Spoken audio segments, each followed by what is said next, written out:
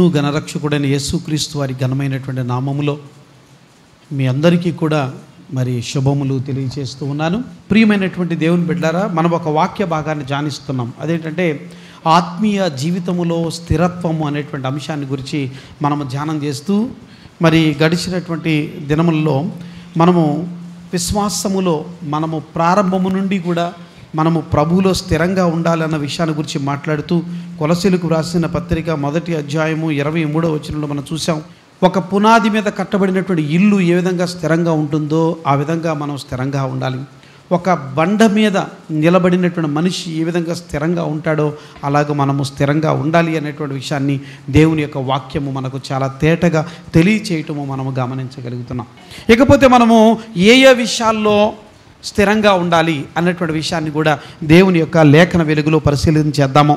మనము ఫిలిప్పీలకు వ్రాసినటువంటి పత్రిక 4వ అధ్యాయము 1వ వచనాన్ని చూసినట్లయితే, కావున నేను అపేక్షించు నా ప్రియ సహోదరులరా, నా ఆనందమును నా కిరీటమునయ్యున్న నా ప్రియులరా, ఇట్లు ప్రభువు నందు స్థిరులయ్యుండుడి.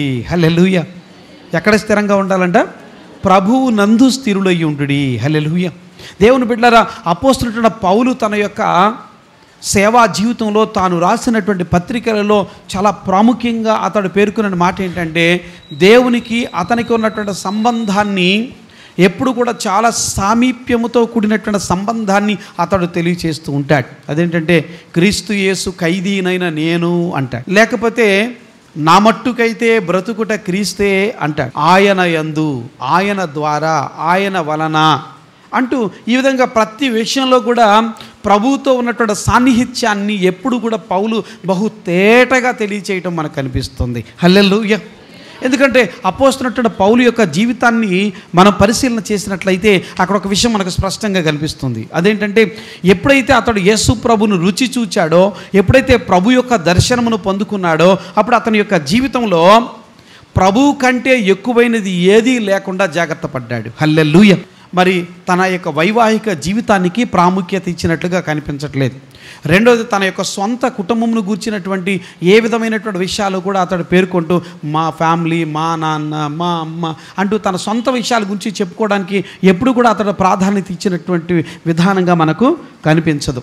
దేవుని బిడ్డలారా, ఎందుకని ఆఖరికి ఒకనొక సందర్భంలో చెప్పాడు, ఒకవేళ అతిశయ పడవలసి వస్తే నేను అతిశయపడగలిగినటువంటి అంశాలు నాలో ఉన్నాయి. నేను పుట్టినటువంటి నా యొక్క కులము, లేకపోతే నా గోత్రము, నా వంశము, నేను నేర్చుకున్నటువంటి విద్య, ఇలాగ అనేక విషయాలను బట్టి నేను అతిశయపడవచ్చు. కానీ నేను క్రీస్తు యేసు యొక్క సంపూర్ణమైనటువంటి జ్ఞానము నిమిత్తమై ఆ సమస్తమైనటువంటి ఆధిక్యతలను కూడా నష్టపరుచుకున్నాను, మరియు పెంటతో సమానముగా ఎంచుకున్నాను అంటున్నాడు. హల్లెలూయా. చూడండి, అంటే అతని యొక్క జీవితంలో ప్రస్తుతము అనేటువంటిది ఏంటంటే యేసుక్రీస్తు వారు మాత్రమే. అనగా అతని జీవితంలో భూతకాలం యేసుక్రీస్తే, వర్తమానము యేసుక్రీస్తే, భవిష్యత్తు యేసుక్రీస్తే. హల్లెలూయా. అవును, మన ప్రభువైనటువంటి యేసుక్రీస్తు వారు మనకు నేర్పించినటువంటి ఆత్మీయ పాఠం అదే. క్రీస్తు ప్రభువారు మన జీవితంలోనికి రాకముందు ఈ భూమి మీద అనేకమైనటువంటి విషయాల గురించి మనం ఎంతో ఎక్కువగా ఆలోచించాం. కానీ క్రీస్తు ప్రభు ఎప్పుడైతే మన హృదయంలోకి ప్రవేశించారో అప్పుడు మనము ప్రతి క్షణము కూడా ప్రభువులో, ప్రభు నందు ఆనందించేటువంటి వారముగా ఉన్నాము. హల్లెలూయా. అందుకే అక్కడ ఆ ఫిలిప్పీ పత్రిక 4వ అధ్యాయం 4వ వచనం అంటాడు, ఎల్లప్పుడూ ప్రభువునందు ఆనందించుడి, మరలా చెప్పుదును ఆనందించండి, మీ సహనమును సకల జనులకు తెలియనివ్వండి, ఎందుకంటే ప్రభువు సమీపముగా ఉన్నాడు. హల్లెలూయా. చూడండి ఎంత చక్కని మాట. ఎందుకని? ప్రభువులో అంటగట్టబడినటువంటి వాడు, ప్రభువు మీద ఆనుకున్నటువంటి వాడు, ప్రభు కొరకు స్థిరంగా జీవించేటువంటి వాడు ఎప్పుడు కూడా దేవునిలో ఆనందిస్తూనే ఉంటాడు. ఈ లోక సంబంధమైనటువంటి ఏ ప్రతికూల పరిస్థితి కూడా అతని అంతరంగంలో ఉన్నటువంటి ఆనందం నుంచి అతన్ని ఎంతమాత్రం కూడా పక్కకు మళ్ళించలేదు.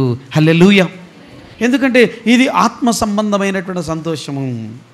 మన అందరి సంతోషం ఏంటంటే క్రీస్తు ప్రభు యొక్క రెండవ రాకడ, ఆయన ఎప్పుడు వస్తాడని బహు సంతోషముతో మనము ఎదురు చూస్తూ ఉన్నాం. అందుకే అంటాడు, దేని గూర్చి చింతపడవద్దు కానీ ప్రతి విషయంలోనూ ప్రార్థన విజ్ఞాపనముల చేత కృతజ్ఞతాపూర్వకముగా మీ విన్నపములను దేవునికి తెలియచేయుడి.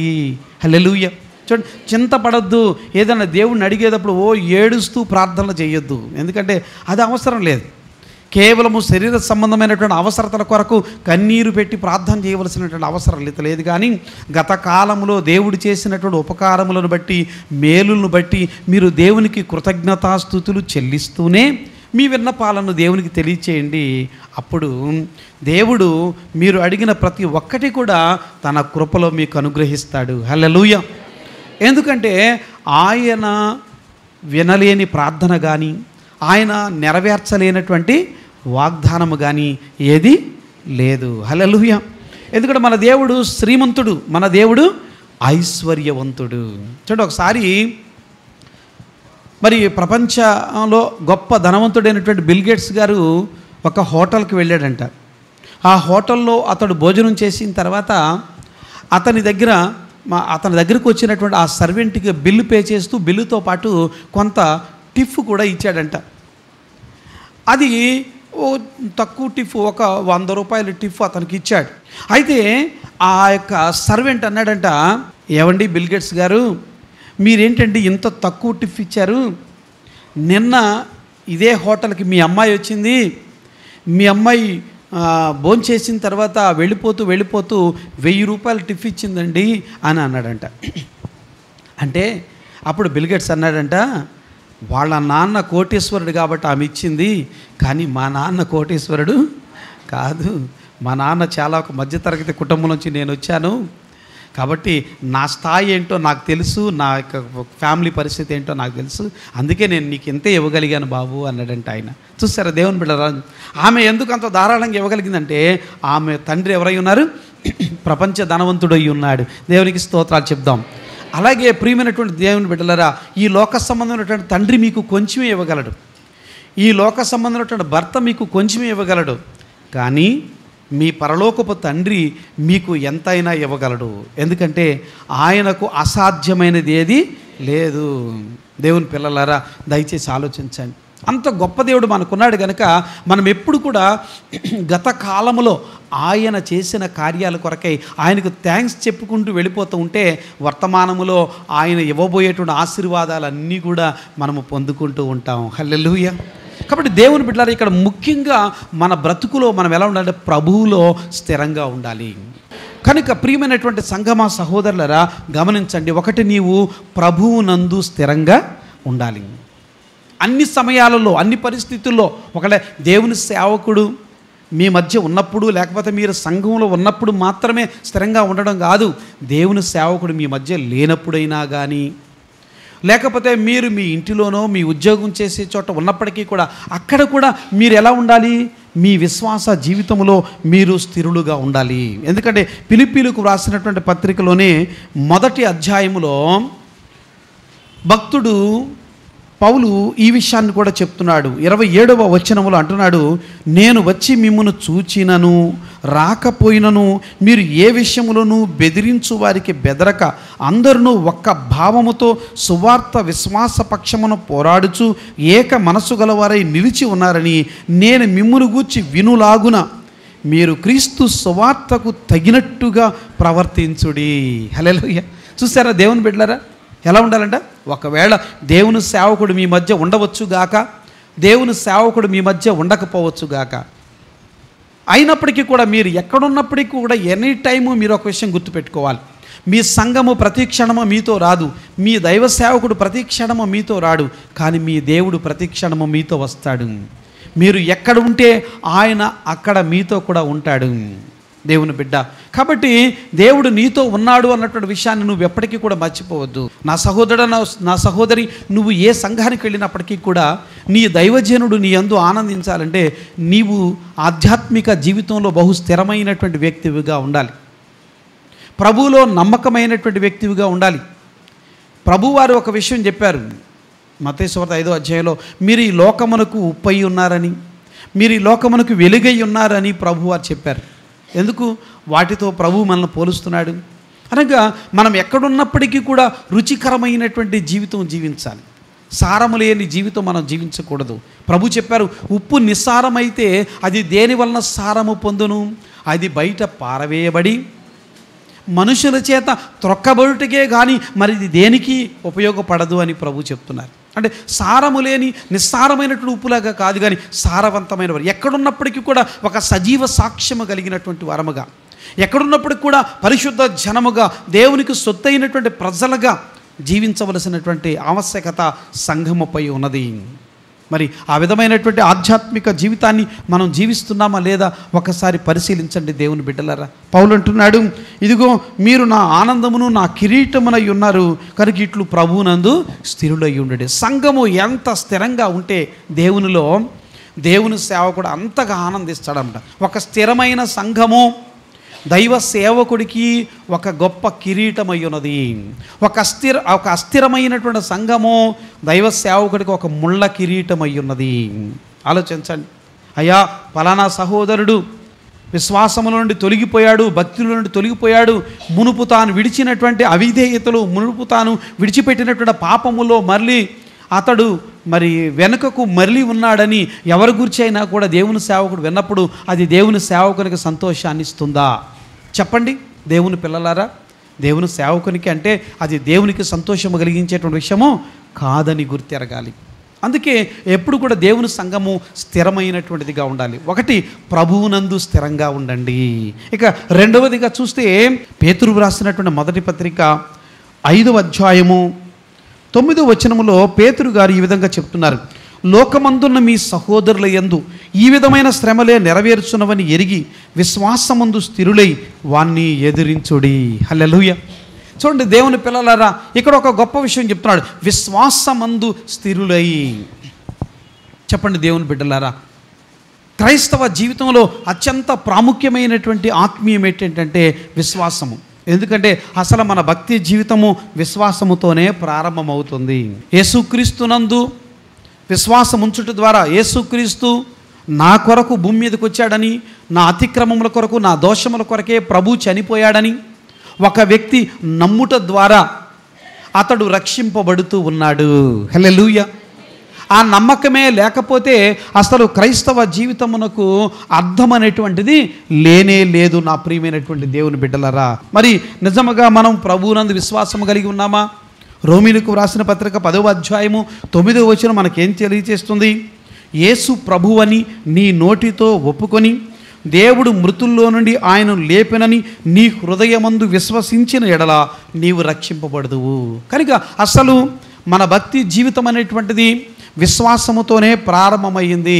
మన యొక్క జీవితాల్లో పాపక్షమాపణ అనేటువంటిది విశ్వాసము ద్వారానే ప్రారంభమైంది అన్న విషయాన్ని మనం చాలా తేటగా గ్రహించగలుగుతున్నాం. రోమీలకు వ్రాసినటువంటి పత్రిక 3వ అధ్యాయము 22వ వచనం మనం చూసినప్పుడు, అది యేసుక్రీస్తు నందలి విశ్వాస మూలమైనదై నమ్ము వారందరికీ కలుగు దేవుని నీతి అయ్యున్నది. హల్లెలూయా.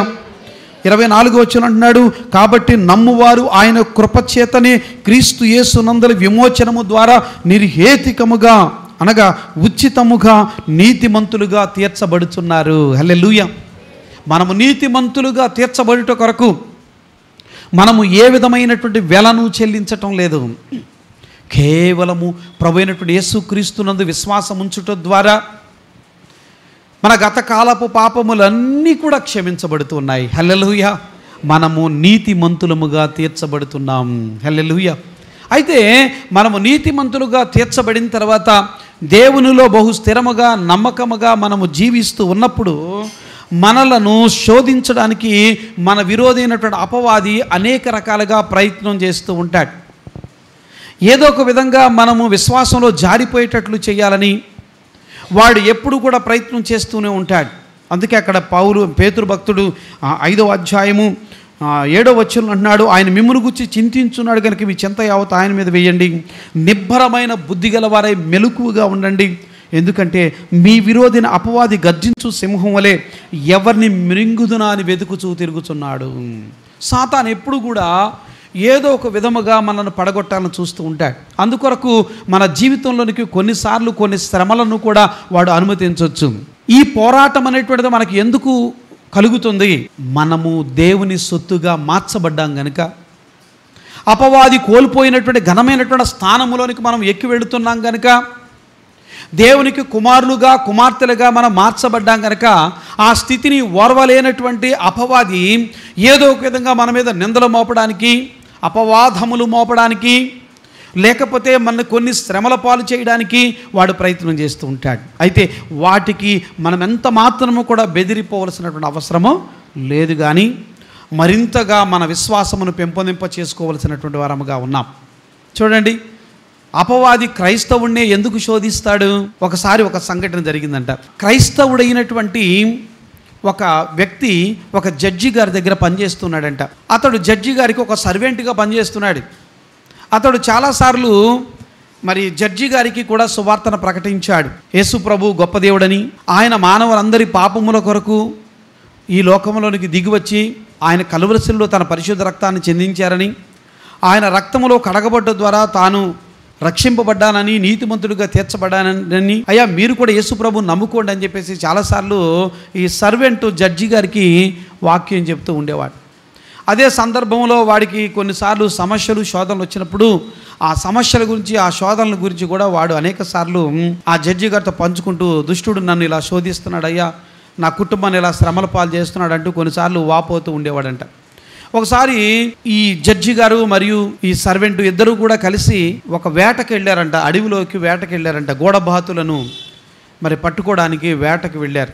వెళ్ళినప్పుడు ఆ జీప్లో కూర్చొని మరి వీళ్ళు ప్రయాణం చేస్తున్నప్పుడు జడ్జి గారు ఈ సర్వెంట్తో మాట్లాడుతూ అన్నాడంట, ఏరా బాబు, ఎప్పుడు చూసినా నువ్వు కష్టాలు బాధలని చెప్తూ ఉంటావు, మరి యేసు ప్రభువుని నమ్ముకున్నావు కదా, నీకు ఈ కష్టాలన్నీ ఎందుకు వస్తున్నాయి, ఈ బాధలన్నీ ఎందుకు వస్తున్నావు? అదే అంటే కష్టాలు ఏమైనా వస్తే సాతాను ఇలాంటి సమస్యలు పెడుతున్నాడు, శోధనలు పెడుతున్నాడు అని మాట్లాడితే సాతాను గురించి మాట్లాడుతూ ఉంటారు మీరు. మేము చూడు యేసు ప్రభువుని నమ్ముకున్నది అయినా మేము చాలా సుఖంగా బ్రతకట్టున్నాం, ఎంతో సంతోషంగా బ్రతుకుతున్నాం, కావాల్సినంత సంపాదించుకుంటున్నాం, మరి యేసు ప్రభువుని నమ్ముకోవడం వల్ల నీకు ఏంటి లాభం అంటూ ఆ జడ్జి గారు అతన్ని అవహేళన చేశారు.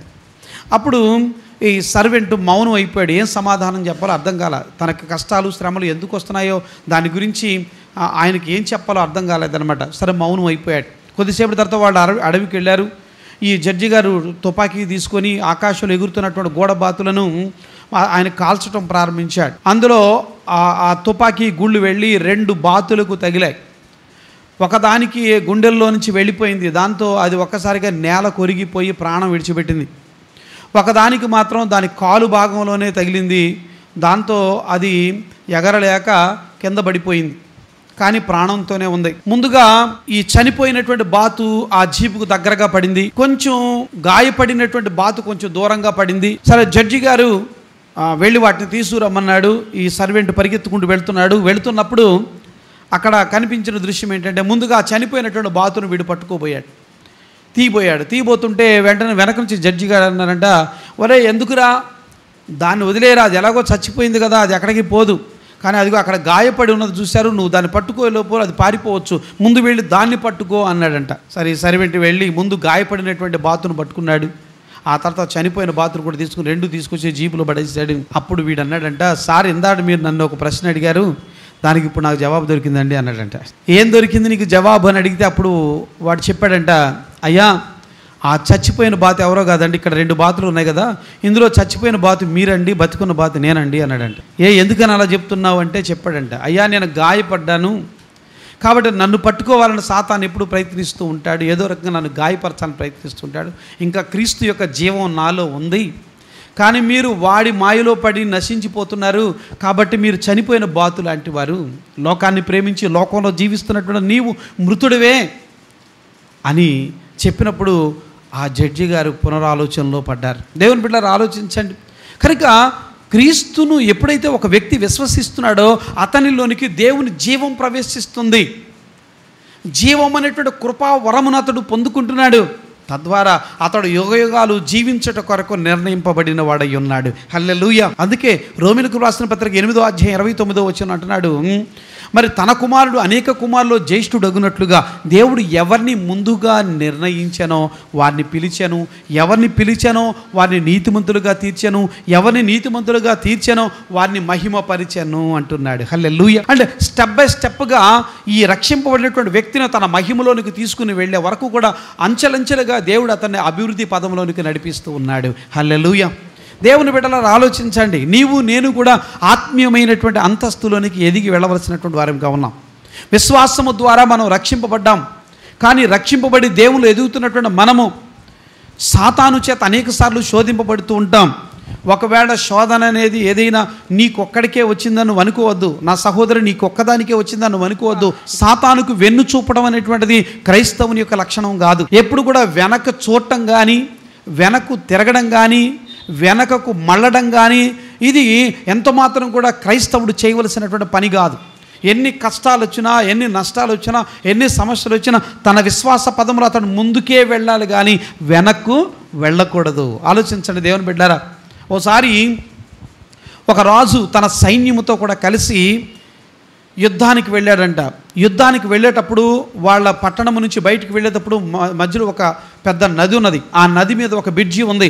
ఆ బ్రిడ్జి దాటి వాళ్ళందరూ కూడా అవతలకు వెళ్ళి పంక్తులు తీర్చి యుద్ధం చేస్తున్నారు. ఆ యుద్ధములో ఆ రాజు ఓడిపోయాడు, వెనక్కి తిరిగి వచ్చాడు. ఎందుకు ఓడిపోయాను నేను అన్న విషయం ఆయనకు సరిగ్గా అర్థం కాల. సరే, దాన్ని పరిశీలిస్తున్నాడు. మళ్ళీ 2వ సంవత్సరం కూడా అతడు యుద్ధానికి వెళ్ళాడు. కానీ 2వ సంవత్సరంలో కూడా అతడు ఓడిపోయాడు. చాలా బాధపడ్డాడు. నేను ఎందుకు ఇలా ఓడిపోతున్నాను అనుకున్నాడు. ఇప్పుడు 3వసారి మళ్ళీ యుద్ధంకి వెళ్తున్నాడు. కానీ ఆయనకు ఒక విషయం అర్థమైంది. గడిచిన 2 సంవత్సరాల్లో తాను ఎందుకు ఓడిపోయాడు అన్న విషయం అతనికి అర్థమైంది. అందుకే ఈసారి యుద్ధ భూమిలోకి వెళ్ళి సైన్యం అంతా కూడా యుద్ధం చేస్తూ ఉండగా ఆయన వెనక్కి తిరిగి వచ్చి వీళ్ళు నది మీద నుంచి దాటి వెళ్ళినటువంటి ఆ బ్రిడ్జిని పేల్చివేశాడు. ఇప్పుడు చాలామంది సైనికులు యుద్ధం చేయలేక వెనక్కి పరిగెత్తుకుంటూ వస్తున్నారు. పరిగెత్తి వచ్చినటువంటి వాళ్ళందరూ కూడా అక్కడ కూలిపోయిన బ్రిడ్జి కనిపిస్తుంది. వాళ్ళు అవతలకు వెళ్ళలేరు. కింద బహు చల్లటి నీరు ప్రవహిస్తుంది కనుక వాళ్ళు బ్రిడ్జి లేకుండా వాళ్ళు అవతలకు దాటలేరు. అందుకని ఇప్పుడు వాళ్ళందరూ ఒక నిర్ణయానికి వచ్చారు. చావో బ్రతుకో యుద్ధమే చేద్దామని అతని సైనికులు అందరూ కూడా సంపూర్ణ శక్తితో పోరాడారు. ఆ సంవత్సరంలో అతడు విజయం సాధించాడు. హల్లెలూయా. అంటే దేవుని పిల్లలారా, దయచేసి ఆలోచించండి.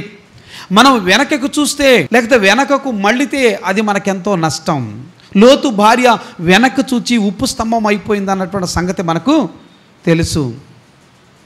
అందుకే భక్తుడు పౌలు అంటాడు, వెనుకున్న వాటి వైపు చూడటం లేదు నేను అంటున్నాడు. అసలు వెనుకున్న వాటిని మర్చిపోయాను అంటున్నాడు.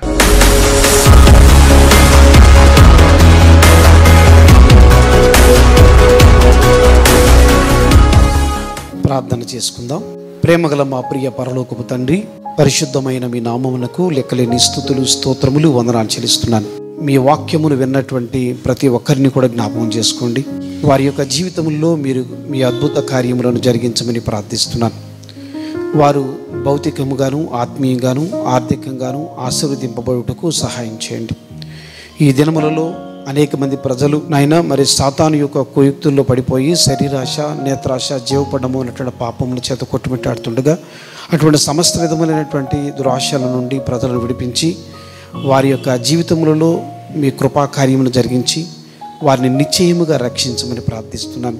వారికి నిశ్చయముగా క్షేమాభివృద్ధిని అనుగ్రహించమని వేడుకుంటూ మీ ప్రజలను మీరే బలపరచమని యేసు పరిశుద్ధ నామములో ప్రార్థించి వేడుకుంటున్నాం మా పరమ తండ్రి. ఆమేన్.